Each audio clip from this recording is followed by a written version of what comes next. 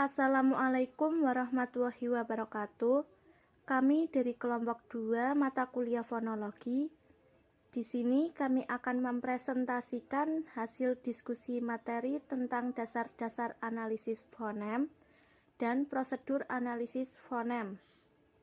Sebelum memulai presentasi, izinkan saya untuk memperkenalkan anggota kelompok 2. Ada Sekar Dwi Febrianti, Krisna Aditya Surya Perdana, Alia Diva Septianti, Nurfatiatur Rahma, dan saya sendiri Rizkiana. Baiklah, kami akan mulai presentasinya.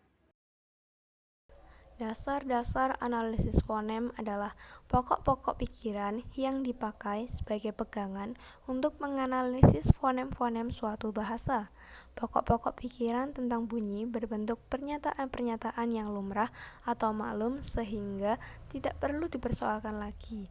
Maka pokok-pokok pikiran itu bisa disebut dengan premis-premis. Pokok-pokok pikiran atau premis-premis yang dimaksud adalah sebagai berikut. 1. Bunyi-bunyi suatu bahasa cenderung dipengaruhi oleh lingkungannya. Premis ini dibuktikan dengan deretan bunyi pada kata-kata bahasa Indonesia berikut. Deretan bunyi tersebut saling mempengaruhi dan saling menyesuaikan demi kemudahan pengucapan. 2.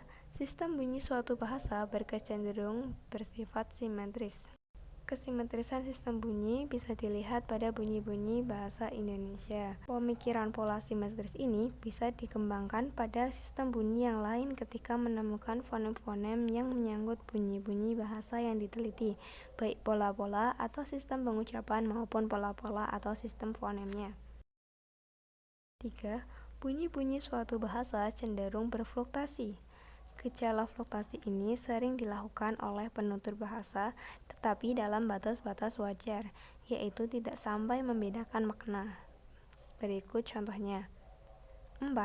Bunyi-bunyi yang mempunyai kesamaan fonetis digolongkan tidak berkontras apabila berdistribusi komplementer dan atau bervariasi bebas. Yang dimaksud tidak berkontras adalah tidak membedakan makna, berarti karena tidak membedakan makna, bunyi-bunyi itu termasuk dalam fonem yang sama. Bunyi-bunyi dikatakan berdistribusi komplementer apabila bunyi-bunyi yang mempunyai kesamaan fonetis itu saling mengeksklusifkan. Bunyi yang satu tidak pernah menduduki posisi bunyi yang lain, begitu juga sebaliknya. Masing-masing bunyi menduduki posisinya sendiri.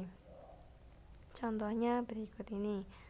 Sebaliknya, bunyi-bunyi yang dikatakan bervariasi bebas apabila bunyi-bunyi yang mempunyai kesamaan fonetis itu bisa saling menduduki posisi yang lain tetapi tidak sampai membedakan makna. 5. Bunyi-bunyi yang mempunyai kesamaan fonetis digolongkan ke dalam fonem yang berbeda apabila berkontras dalam lingkungan yang sama atau mirip. Untuk mengetahui kontras tidaknya bunyi-bunyi suatu bahasa dilakukan dengan cara pasangan minimal, yaitu pengajaran dua atau lebih bentuk bahasa terkecil dan bermakna dalam bahasa tertentu yang secara ideal berbunyi sama, kecuali satu bunyi yang berbeda.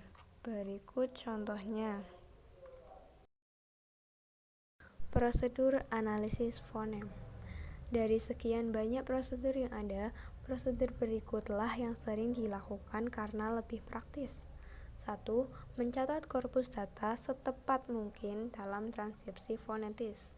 Korpus data ini bisa dari ucapan kata-kata terpisah dari penutur asli bahasa yang diteliti, percakapan sehari-hari, cerita-cerita pribadi, cerita-cerita rakyat, nyanyian, pantun, syair, mantra, dan sebagainya.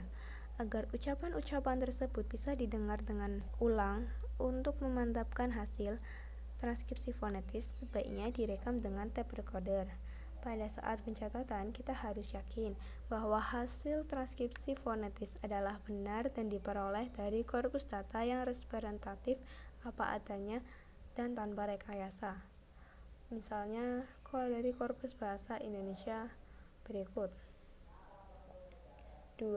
Mencatat bunyi yang dalam korpus data ke dalam benda bunyi. Sebelumnya kita mengenal bunyi vokoid. Bunyi vokoid adalah bunyi ujar yang dihasilkan dengan tanpa merintangi udara yang keluar dari paru-paru dalam alat ucap kita. Bunyi kontoid adalah bunyi yang berbentuk dengan menghambat atau arus udara pada sebagian alat bicara. 3. Memasangkan bunyi-bunyi yang dicurigai karena mempunyai kesamaan fonetis. Bunyi-bunyi dikatakan mempunyai kesamaan fonetis apabila bunyi-bunyi tersebut pada lajur yang sama, kolom yang sama, atau lajur dan kolom yang sama. Berdasarkan peroleh bunyi yang telah dipetakan pada langkah kedua, bunyi yang mempunyai kesamaan fonetis adalah sebagai berikut. 4. Mencatat bunyi-bunyi selebihnya karena tidak mempunyai kesamaan fonetis. Bunyi-bunyi yang tidak mempunyai kesamaan fonetis adalah bunyi S, C, dan H. 5. Mencatat bunyi-bunyi yang berdistribusi komplementer. Berikut ikuti langkah mencatat bunyi-bunyinya. Ke-6. Mencatat bunyi-bunyi yang bervariasi bebas. Berikut contohnya. Ke-7. Mencatat bunyi-bunyi yang berkontras dalam lingkungan yang sama. Bunyi A, I berkontras dalam lingkungan yang sama seperti berikut. 8. Mencatat bunyi-bunyi yang berkontras dalam lingkungan yang sama, mirip, analogis. Berikut contohnya. 9. Mencatat bunyi-bunyi yang berubah karena lingkungannya. Berikut contohnya. 10. Mencatat bunyi-bunyi dalam inventory fonetis dan fonemis, condong menyebar secara simetris. Berikut contohnya.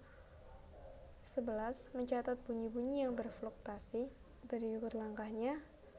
12. Mencatat bunyi-bunyi selebihnya sebagai fonem tersendiri.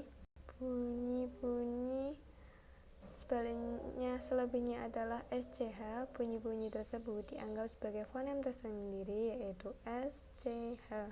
Sekian presentasi dari kelompok kami.